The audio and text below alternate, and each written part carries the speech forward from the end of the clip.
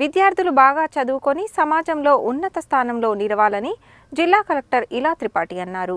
ZP హైస్కూల్లో చేపట్టిన భవన నిర్మాణ పనులను త్వరగా పూర్తి చేయాలని ఆదేశించారు.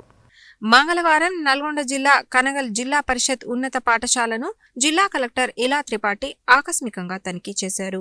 జెడ్పీహెచ్ఎస్ లో చేపట్టిన భవన నిర్మాణ పనులను త్వరితగతిన పూర్తి చేయాలని ఆమె ఆదేశించారు. పాఠశాల పరిసరాలు, మరుగుదొడ్లను ఆమె తనిఖీ చేసిన అనంతరం 9వ తరగతి, 10వ తరగతి విద్యార్థుల తరగతి గదిలోకి వెళ్లి వారితో ముఖాముఖి మాట్లాడారు.